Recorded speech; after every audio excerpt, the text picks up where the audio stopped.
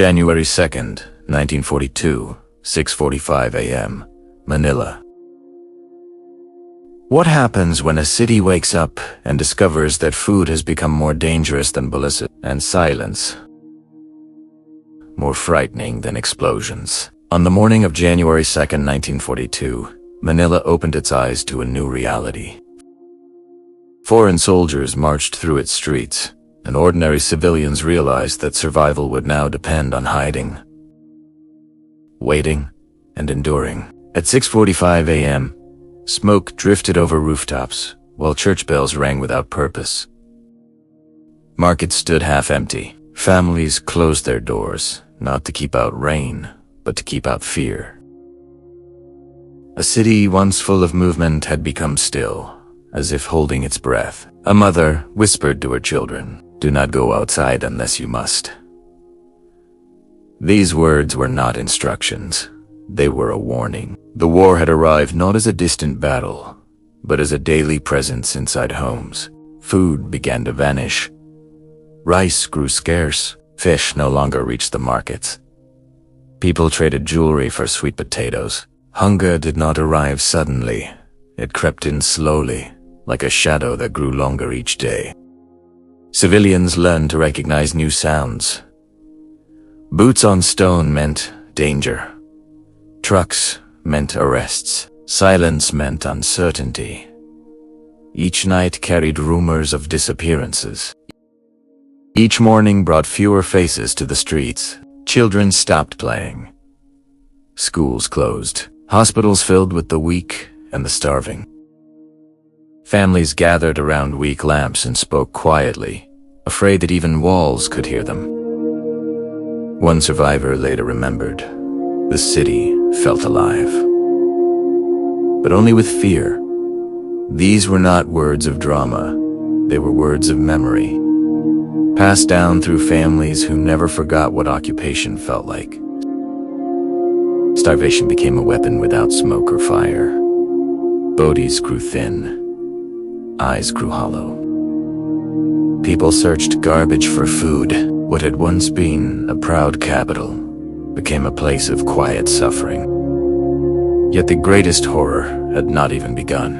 Beyond hunger waited something darker.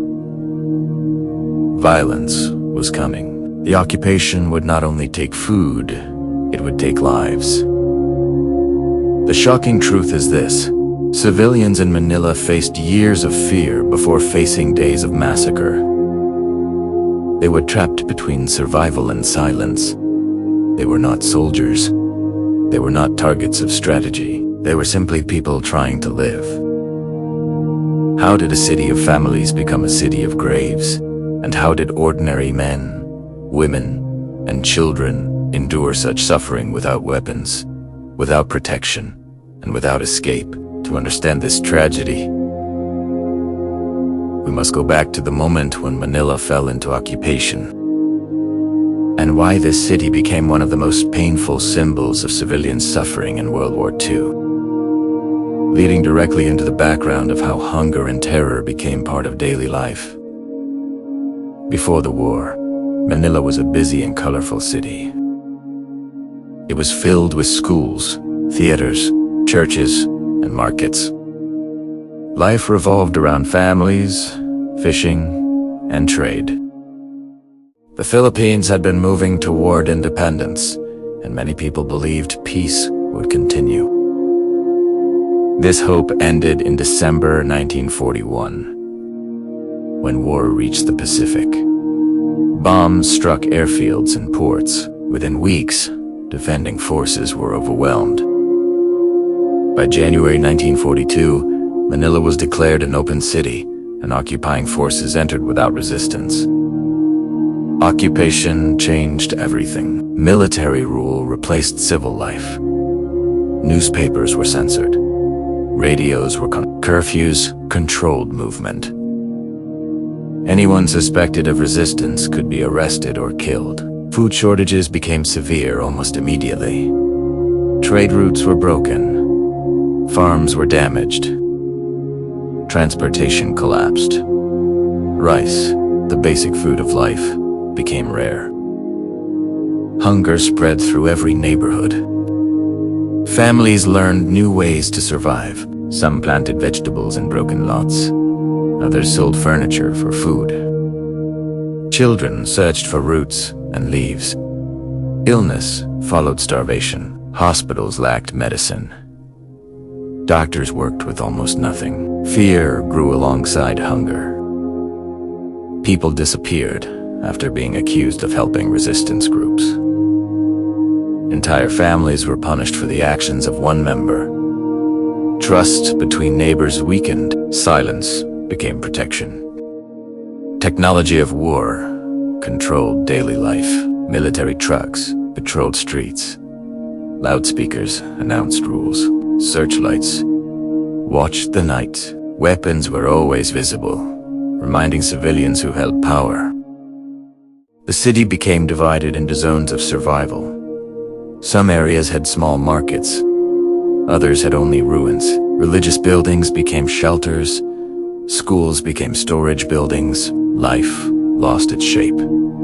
As years passed, suffering deepened. Children grew up knowing only occupation. They learned to hide instead of play. They learned fear before freedom. By 1944, the situation became worse. Bombing returned. Streets were damaged. Food became almost impossible to find. People were already weak when violence reached its highest level. This background explains why civilians were so vulnerable when the final disaster came. Hunger had already broken bodies. Fear had already broken minds. The city was waiting for something terrible without knowing its shape. The importance of this story is not military movement, but civilian endurance. It shows how occupation turns ordinary life into daily danger. It reveals how war punishes those who never chose it. Manila became a symbol of what happens when a city is trapped between armies. Its people had no shields and no escape. They lived between hunger and fear. From this background of starvation and silence, the main story of suffering and survival begins, where daily life turns into a struggle for existence, and where tragedy would soon reach its darkest moment. February 3rd, 1942, 5:30 a.m. Manila. By early 1942, Manila had learned the language of fear. It was spoken in footsteps outside doors, in the sudden silence of neighbors, and in the empty bowls placed on family tables. Hunger ruled the city as strongly as any army. Every morning began with a search for food. Civilians walked for hours, carrying small bags, hoping to find rice or dried fish. Markets were controlled and limited. People traded wedding rings for vegetables. Children lined up with tin cups for thin soup made from boiled leaves. Starvation was not sudden. It was slow and patient. Bodies weakened. Faces changed. People grew thinner with each passing month. Hospitals filled with those who had no strength left. Medicine was scarce. Doctors used old bandages again and again. Technology of occupation shaped daily life. Military trucks patrolled the streets. Loudspeakers announced curfews. Radios were banned. Anyone caught listening to foreign broadcasts could disappear. Searchlights swept the city at night, and gunfire was sometimes heard without explanation. Fear lived inside routine. Schools were closed. Churches became shelters. People whispered instead of spoke. A wrong word could mean arrest. A wrong movement could mean death.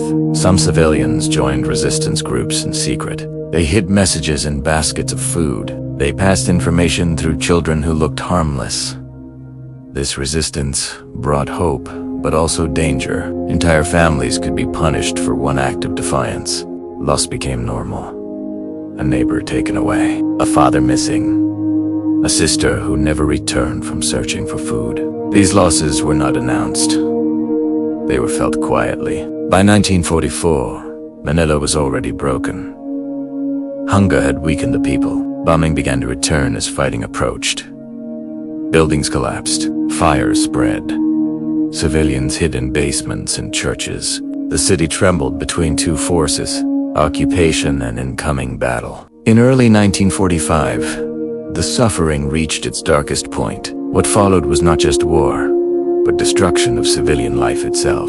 The city became a prison. Streets were blocked. Escape was impossible. Civilians were trapped inside their own neighborhoods. Families huddled together with nothing but fear and prayer. Eyewitnesses later described hearing cries in the night. Houses were entered without warning. Entire communities vanished in hours. Manila became a city of burning walls and broken families. One survivor later said, "We survived by pretending we were invisible." His words captured the only defense civilians had: silence and stillness. The main story of Manila was not fought with weapons. It was fought with endurance. People hid children under floors. They shared one bowl of rice among 5. They walked through ruins, searching for water.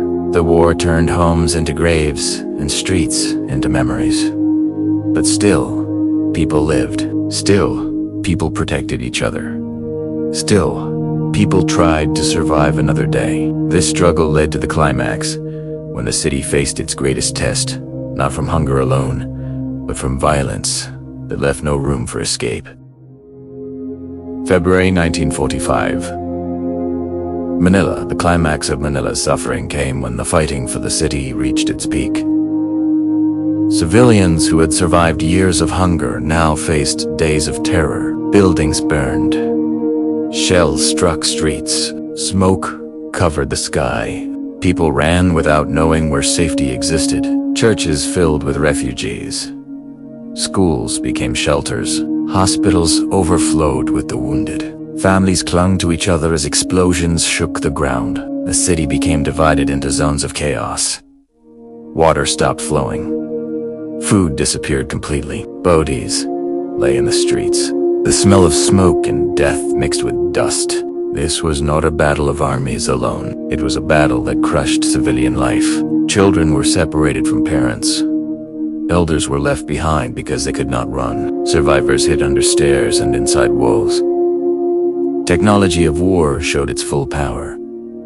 Artillery destroyed entire blocks. Fire spread from house to house. The city that once had theaters and schools became ruins in weeks. When the fighting ended, silence followed. A silence heavier than bombs. Survivors emerged slowly. They looked at streets they could not recognize. Homes were gone. Families were missing. The resolution of this tragedy did not come with celebration. It came with counting the dead and searching for the living. Manila had lost much of its population. The survivors carried grief instead of victory. Hunger remained. Disease spread. Relief came slowly. People rebuilt shelters from broken wood and stone. Life restarted with nothing. The lesson of Manila was written in suffering. Civilians learned that war does not protect the innocent. Occupation and battle both reach into homes and hearts. Yet within this destruction, humanity survived. People helped strangers. Orphans were taken in. Communities rebuilt from ashes. Survival itself became an act of resistance against despair. The city would never be the same. Streets were renamed. Buildings were replaced, but memory remained. The resolution of this story is not triumph, but remembrance. Manila stands as a warning that war punishes those who never chose to fight. It shows how civilians endure fear, hunger, and loss without weapons. Past when the fighting stopped, the resolution began when survivors chose to live again. From the ruins, the city rose slowly. Not as it was but as it could be, with scars in stone and stories in families. And from this moment of survival, the story moves toward its final reflection, where pain becomes memory, and memory becomes the only justice left for those who suffered. The story of Manila under occupation does not end with gunfire. It ends with memory. When the city finally fell silent, the people who remained stood among ruins that once held homes, schools, and markets. The streets remembered footsteps that would never return. Every broken wall carried a story of fear, hunger, and survival. This tragedy reminds us that war is not only fought by armies. It is carried by civilians who wake up each day unsure if they will eat or if they will live.